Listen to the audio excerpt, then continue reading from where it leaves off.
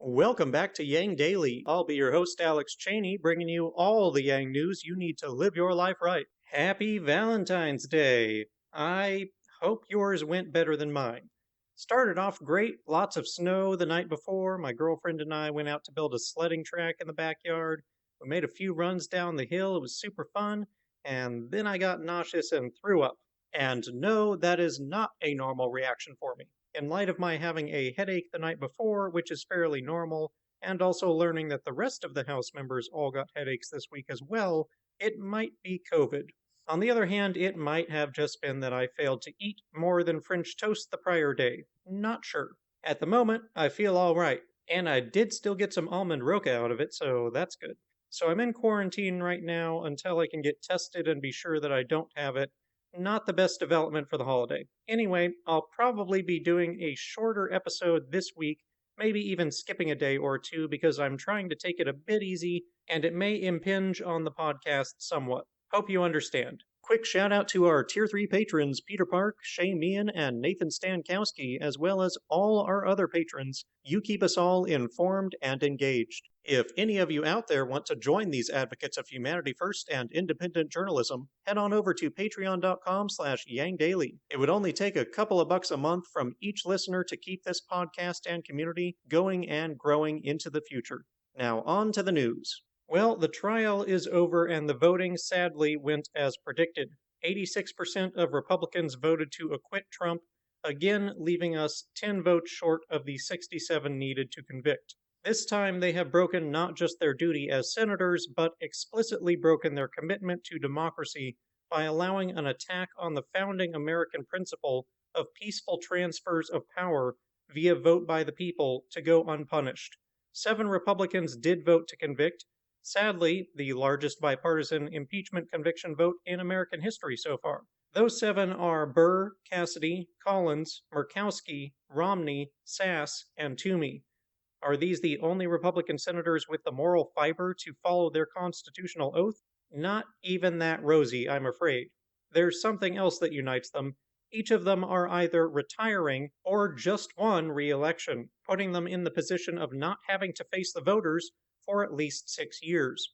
I've often heard the reprieve that we have representatives instead of direct democracy so that they can push back against mob rule. Well, that doesn't appear to be working very well. Just to be clear on how insane the GOP has become, McConnell, just after voting that Trump is innocent of insurrection, gave a withering speech stating unequivocally that Trump is practically and morally guilty. McConnell's excuse for his vote? Just as expected, he pretended it's unconstitutional despite himself admitting that the text is ambiguous and could be interpreted either way, meaning he is choosing to interpret it in Trump's favor. The other problem with that, of course, is that the Senate already voted on whether it's constitutional, and they decided that it was. This acquittal vote was specifically not about the constitutionality. That was already settled. This vote was specifically about whether Trump incited insurrection with his voter fraud lies, and despite McConnell clearly stating in his speech that Trump did do that, he and the GOP simply ignored the purpose of the vote because they don't want to tell the truth to Trump's base out of fear of the blowback, both at the polls and in threats to themselves and their families. They have abandoned their sworn duty for personal gain. And let's not forget that McConnell is saying he cannot convict Trump because Trump is not in office, after McConnell refused to hold the trial while Trump was still in office. He could not possibly be more full of it. Also, McConnell's vote is worse than the unforgivable act of just voting Trump innocent. McConnell is not only saying there will be no consequence for presidents guilty of attempting a coup, which is already essentially voting against the peaceful transfer of power that we call democracy, by saying that impeaching a former president is unconstitutional, he's saying that there should be no accountability for any crimes a president commits in their last month of office, during which they are protected from criminal prosecution, leaving impeachment the only real option. The GOP, who call themselves the party of law and order, have essentially voted for presidents to be completely untethered from the law, including inviting every future president to attempt a coup when they lose an election. This party has lost its mind entirely. It is a party of traitors. So, suffice it to say, the GOP's decision is incredibly disappointing and damaging to the country, but there is still one path that Democrats can pursue, and that is to bar Trump from running for office again via Section 3 of the 14th Amendment. You may recall from an earlier discussion about expelling GOP congresspeople who collaborated with Trump in his election fraud lies. Section 3 reads as follows, abbreviated to remove the stuff not about a president. Quote, no person shall hold any United States or state office who, having previously taken an oath as an officer of the United States to support the Constitution of the United States, shall have engaged in insurrection or rebellion against the United States, or given aid or comfort to the enemies thereof. End quote. Trump most definitely took an oath to the Constitution, and I do not see any honest argument that he does not meet the requirement of having either engaged in or aided an insurrection, considering he manufactured the entire impetus for the storming of the Capitol, not to mention comforted and encouraged them throughout. He even said he loved them and justified the attack after it happened by saying this is what happens when you steal an election. Not to mention all the specific incidents of riling them up, withholding the National Guard, etc., etc. Those seeking to enable Trump will argue the use of Section 3 would violate Article 1, Section 9, Clause 3 of the Constitution, which prohibits advanced criminal punishment of an individual by statute rather than judicial trial. However, preventing someone from running for office does not appear to constitute a criminal punishment by legal definition, and apparently, Republicans who voted for the provision in the 60s unanimously considered and dismissed this same objection.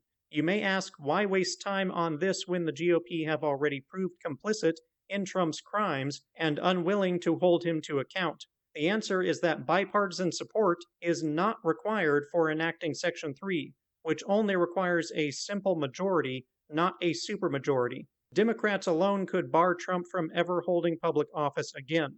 It's not the impeachment he deserves, but it's the least that needs to be done. The only reason I can think of for them not to do it would be not wanting to open the precedent for a future GOP majority in both houses to do the same to Democrats who are not actually guilty of insurrection. One would like to think moral fiber would prevent that, but they've more than proven at this point their lack of ethics. Our caped crusader of democracy, law professor Lawrence Lessig, is bringing the heat with an originalist argument for the unconstitutionality of super PACs. It suggests that the founders did not want institutional corruption and that super PACs, in bypassing campaign contribution limit laws, constitute corruption by giving special interest groups dominance over voters. Money has become the primary factor in who wins elections. Win or lose, it will likely be taken to the Supreme Court, where it may appeal to originalist conservative judges. It could reestablish campaign contribution limits. Like public campaign finance, which provides everyone with money to donate to campaigns, or at least amplifies small donor donations, contribution limits help make politicians loyal to voters. Lessig is the premier warrior for democracy. Let him know you appreciate it and follow him to find out how you can help put people in charge of government. Biden has approved an emergency funding for Texas, which is now facing an extreme winter storm. Temperatures will get very low, and the electrical grid is already stressed by the increased draw from heating systems. Residents are being asked to keep all pets indoors, leave water dripping from all faucets and showers to keep the water moving and prevent frozen pipes, and use as little electricity as needed to stay safe. But hey, at least it's nice to be back to an administration that simply sends help as needed, no strings attached. California Yang Gang will be hosting the very first Policy Nerd Night ever with Income Movement's Stacey Rutland, Max Guinness of the UBI Center, and Tom Leung of the Nerds for Yang podcast. They'll be talking UBI tomorrow, the 15th at 6 p.m. Pacific. It's free to attend. Link for registration below. Finally, Represent Us is forming a meme team to create national momentum behind H.R. 1 by promoting it across the internet. They're having a call Wednesday, the 17th at 7 p.m. Eastern. H.R. 1 is the best shot we have on the table to reform democracy to work for the people via enacting public campaign finance, shutting down gerrymandering, and more in federal elections. We need the public to demand these changes, or Congress will remain broken and our country will continue to drift away from dysfunctional democracy. Let's get Congress working for us, not against us. Well, so much for a short episode. And judging by how many mistakes I made recording it, I might not be all there mentally right now. And that'll do it for today's Yang Daily. Give the senators feedback on their impeachment vote and the 14th Amendment, and let them know that they will be held accountable. Support Lessig's fight for democracy. Bunker up if you live in or near Texas. Hop into UBI night, calling all meme lords to the HR1 meme team. Flood Congress with calls, tweets, faxes, and letters using the Resist bot or Income Movement easy contacts below. If you need help, consult Humanity Forward, the Income Movement Aid Database, the Mission Asset Fund, or United Way, and don't forget to Yang Daily.